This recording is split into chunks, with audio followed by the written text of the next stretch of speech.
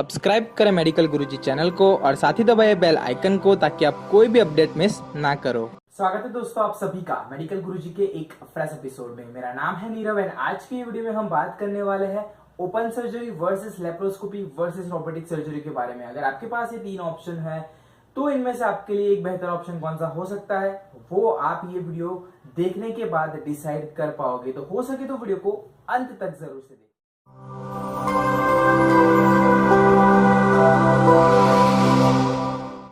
दोस्तों आज ये वीडियो में हम बात करने वाले हैं open surgery versus laparoscopy versus robotic surgery के बारे में। अगर आपके पास भी ये तीन ऑप्शंस अवेलेबल है तो आपके लिए एक बेहतर ऑप्शन कौन सा होगा वो ये आप वीडियो देखने के बाद डिसाइड कर पाओगे।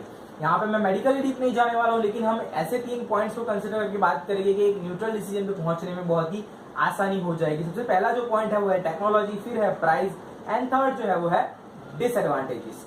यहाँ पे मैं वीडियो को स्टार्ट करूं उससे पहले अगर आप चैनल पे नए हो, वीडियो को पहली बार देख रहे हो, अभी तक मेडिकल गुरुजी चैनल को सब्सक्राइब नहीं किया है, नीचे आपको एक लाल कलर का सब्सक्राइब बटन दिखेगा, उसे प्रेस करके बेल आइकन दबा दीजिए ताकि आप कोई भी अपडेट मिस ना करो। मैं ट्यूसडे, थर्सडे एंड सैटरडे ऐसे वीडियोस के साथ आता रहता हूँ। आज का जो टॉपिक है वो थोड़ा इंटरेस्टिंग है, open surgery versus laparoscopy versus robotic surgeries. अब रोबोटिक एंड लेप्रोस्कोपी के बारे में मैंने डेडिकेटेड वीडियोस बनाया है कि कैसे प्रोसीजर होती है। अगर आपने वीडियोस नहीं देखा है तो उसकी लिंक आपको डिस्क्रिप्शन एरिया में मिलेगी, तो आप मेरे चैनल को भी विजिट कर सकते हो। यहाँ पे सबसे पहला जो हमारा पॉइंट है वो है टेक्नोलॉजी। तो अब जब टेक्नोलॉजी की बात आती है तो मैं ये तीनों प्रोसीजर को आउट ऑफ 5 नंबर्स दूंगा। चॉइस आपकी है कि आपको कौन सा चूज करना है। सबसे पहले हम बात करेंगे ओपन प्रोसीजर्स के बारे में। ओपन की बात करें तो इतनी ज्यादा टेक्नोलॉजी ओपन में कभी भी यूज होती नहीं है, लेकिन आपको यहाँ पे कुछ एक्सेप्शनल केसेस है वो कंसिडर करनी पड़ेगी। जैसे कि अगर ओपन हार्ट सर्जरी है, टोटल नी रिप्लेसमेंट सर्जरी है, तो वहां पे कोई भी लेप्रोस्कोपी होती नहीं है, कोई भी रोबोटिक सर्जरी होती नहीं है, तो वहां पे अल्टीमेट ऑप्शन ओपन सर्जरी ही है। तो यहाँ पे हम नॉर्मल सर्जरीज की बात कर रहे हैं, एक्स्ट्रा ऑर्डिनरी सर्जरीज की बात नहीं कर रहे हैं। तो उसमें ओपन सर्जरी में जो टेक्नोलॉजी यूज होती है वो बहुत कम होती है, बेसिक मशीन यूज होते हैं। तो टेक्नोलॉजी वाइज मैं सिर्फ 1 नंबर दूंगा आउट ऑफ 5। जब बात आती है लेप्रोस्कोपी की तो लेप्रोस्कोपी काफी एडवांस्ड हो चुका है। आज से जब 10 साल पहले की बात करें तो उससे बेहतर चीजें आज मार्केट में अवेलेबल है।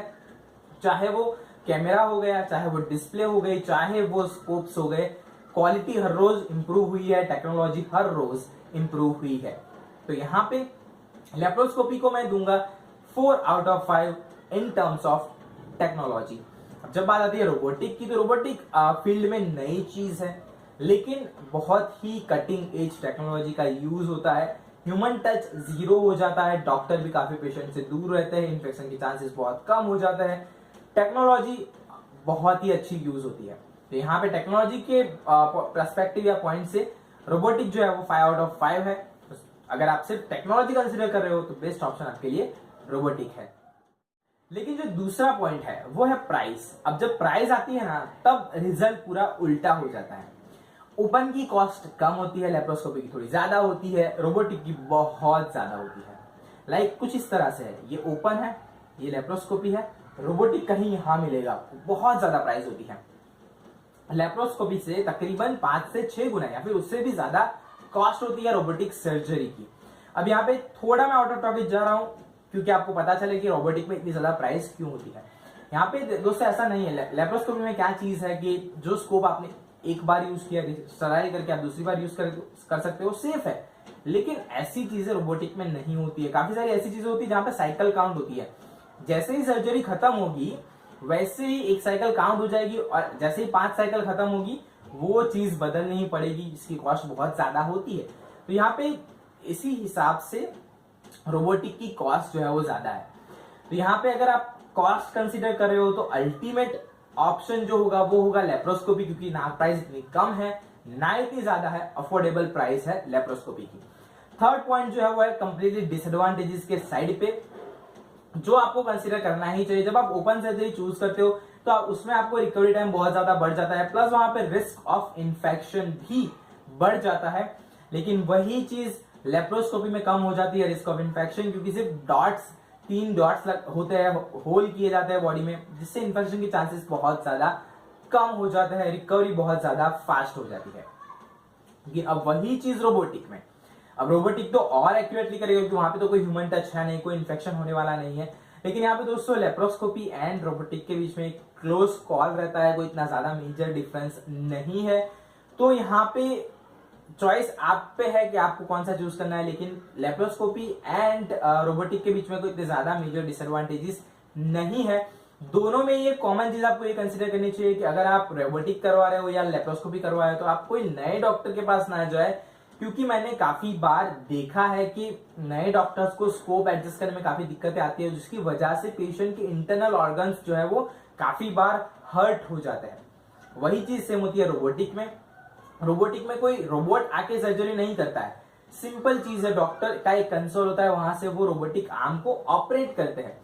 तो वो सीखने के लिए आज के डॉक्टर्स इंडिया से जाते हैं यूएस, वहां पे उनको 1 वीक की ट्रेनिंग दी जाती है, तब वो वापस आके यहाँ पे ऑपरेट करते हैं। तो अब आप सोचिए कि 7 दिन में वो भी कोई इतने ज्यादा एक्सपर्ट नहीं बन जाते हैं। तो यहाँ पे दोनों केसेस में आप ऐसा कोई डॉक्टर कंसल्ट कीजिए जिन्हें अच्छा एक्सपीरियंस हो। तो ओवरऑल अगर सारी चीजों को मिला के बात की जाए तो अगर आपके पास ये तीनों ऑप्शन है तो सबसे बढ़िया ऑप्शन जो रहेगा वो रहेगा लेप्रोस्कोपी का। अगर आप फाइनेंशियली टफ हो तो आपके लिए बेटर ऑप्शन रहेगा रोबोटिक सर्जरी का।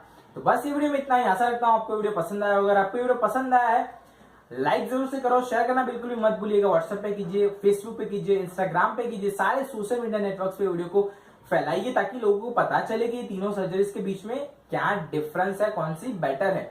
अगर आपको मेरा काम पसंद आता है, अगर आपको ऐसे वीडियोस देख रहे हैं तो नीचे आपको सब्सक्राइब बटन दिख रहा होगा, उसे प्रेस करके बेल आइकन दबा दीजिए ताकि आप कोई भी अपडेट मिस ना करो। ऐसे ही फ्रेश कंटेंट के साथ जल्दी से आपसे मुलाकात होगी, तब तक के लिए जय हिंद, वंदे मातरम।